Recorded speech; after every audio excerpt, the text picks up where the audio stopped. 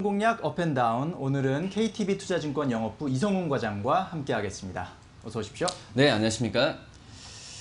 자, 오늘 상승이 기대되는 업종 과연 어떤 업종일까요? 지금 화면으로 만나보시겠습니다.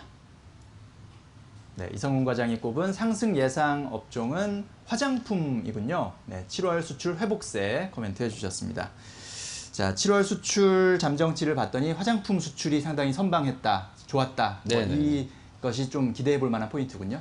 네, 우선 어제 같은 경우에 이제 화장품 업종에서는 대장주가 두 종목이 있거든요. 우선 네. 아모레퍼시픽과 LG생활건강이 있는데, 우선 LG생활건강 같은 경우에는 호실적을 발표했습니다.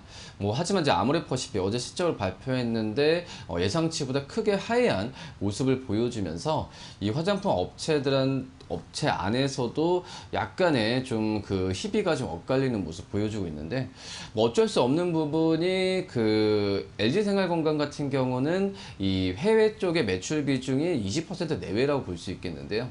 하지만 아모레퍼시픽 같은 경우에는 해외 쪽에서 매출 비중이 40% 이상을 차지하고 있기 때문에 이 코로나에 의한 오프라인 쪽에서 매장에서 강점을 보여주고 있는 이 아모레퍼시픽의 어떤 매출의 하락세는 예상이 됐던 수준이다라고 좀 볼 수 있겠고요.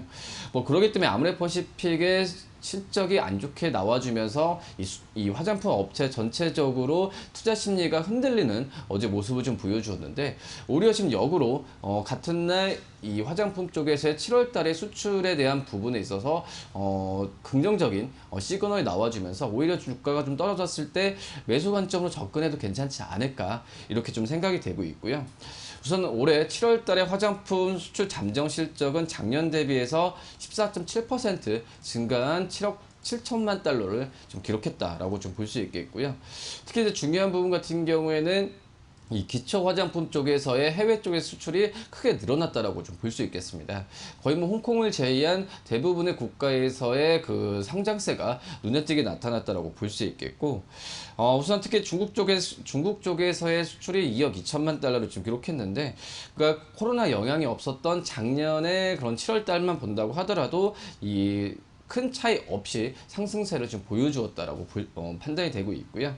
그리고 그러니까 작년 하반기 내내 계속 월별로 감소 추세를 보여주었던 이 미국 쪽에서의 수출이 두 달 연속 두 자릿수 성장률을 기록하면서 이 우리나라의 기초 화장품에 대한 수출 부분이 시장에서 관심을 계속 갖고 있다라고 좀 볼 수 있겠습니다.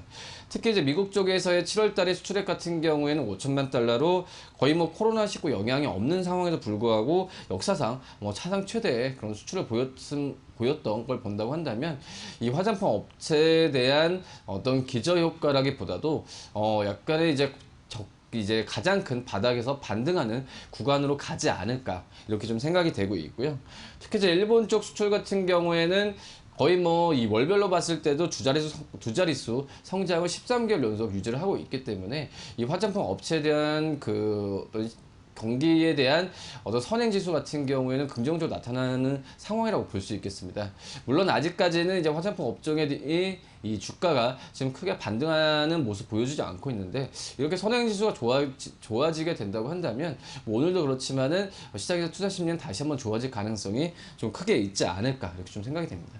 네, 그렇군요. 자, 7월 화장품 수출 내용을 보니까 상당히 많이 개선된 성장한 그런 모습을 볼 수가 있었고, 물론 화장품주를 대표하는 LG생활건강과 아모레퍼시픽의 실적은 조금 희비가 엇갈리긴 했습니다만 전체적인 대세를 거스르지는 않을 것으로 예상이 되는 상황, 앞으로 좀 더 기대해 볼 수 있는 그런 상황이다라고 정리를 해볼 수 있겠습니다.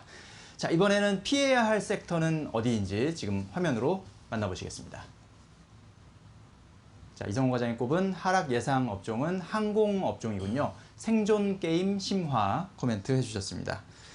자, 항공 업종, 요즘 산업 업황도 지금 안 좋은 상황인데, 네. M&A 이슈도 상당히 좀 복잡하게 전개가 되고 있는 그런 상황이죠.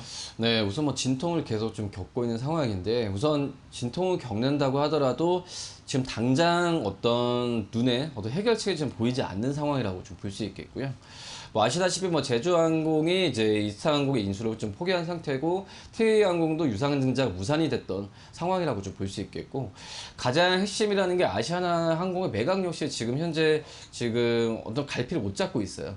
그런 상태에서 이 항공업 업종이 가뜩이나 지금 코로나 때문에 안 좋은 상황에서 이 매각 이슈 같은 경우에도 매끄럽게 가는 부분이 아니기 때문에 지금 항공업종은 거의 제가 봤을 때도 지금 최악의 상태로 지금 가고 있다라고 좀 볼 수 있겠고요. 지금 현재 뭐 금호산업과 HDC 현대산업개발 같은 경우도 이 보도자료 내놓으면서 지금 책임 공방은 지금 계속 이어가고 있는 현재 상황이라고 좀 볼 수 있겠고요. 뭐 여러 가지 뭐 각 측의 입장을 지금 내변하고 있긴 하지만 뭐 결론으로 봤을 때는 이 아시아나항공에 대한 어떤 매각에 대한 부분에 있어서 어떤 시장에서 가치를 제대로 받지 못하고 있다라고 좀 생각이 좀 되고 있고요. 앞서서 뭐 제주항공, 이스타항공 인수 계약을 해지하면서 뭐 이스타항공 같은 경우에도 뭐 법적 공방을 좀 예고하고 있는 상태고, 이런 상태에서 이제 뭐 TA항공 같은 경우에도 이 청약률이 최대 주주에 대한 청약이 저조되면서 이 유상증자까지 무산이 된 상황인데요. 뭐 그러기 때문에 뭐 이 문제는 우리나라 항공업체들 문제뿐만 아니라 전 세계적으로 봤을 때도 같은 문제라고 좀 볼 수 있겠고, 뭐 독일도 그렇고 미국도 그렇고 이 항공업종에 대해서 이 정부가 나서서 뭐 지원을 지금 하고 있긴 하지만 말씀드리면 어떤 재정적인 지원 같은 경우는 할 수 있지만 이 매각이나 이런 이슈 같은 경우는 정부가 간섭을 해야 될 수 있는 범위가 한정되어 있거든요. 뭐 그렇기 때문에 우리나라 같은 경우에도 이런 이 매각 이슈에 대해서 이 정부는 어느 정도 좀 묵인하는 상황으로 좀 가고 있다라고 볼 수 있겠습니다. 뭐 그렇기 때문에 모든 산업도 마찬가지지만 이 정부의 도움을 받아야 된다는 그런 부분에 있는 것 자체가 참 어려운 시기를 겪고 있다라고 좀 볼 수 있겠는데, 지금 어쩔 수 없죠. 지금 국제선 항공 같은 경우에도 이 지금 97%까지 좀 감소한 상태이기 때문에 뭐 7월 같은 경우에 그 제가 말씀드렸던 화장품 업체들이 우리 의 수출액을 보였음에도 불구하고 이 항공업체들 같은 경우는 계속해서 지금 안 좋은 상황으로 가고 있는 부분이기 때문에 어떤 정부가 나서서 추가적인 지원을 하지 않는 한은 참 이게 돌파구로 찾기가 힘든 상황으로 가지 않을까 이렇게 좀 판단이 되고 있습니다. 다만 이제 이런 상황에서 그나마 재무적으로 건전하다고 볼 수 있는 뭐 제주항공이나 뭐 이 다른 여러 가지의 그 어떤 LCC 그런 업체들 같은 경우에 유일하게 좀 긍정적으로 좀 봐야 되지 않을까 지금 판단이 되고 있고요.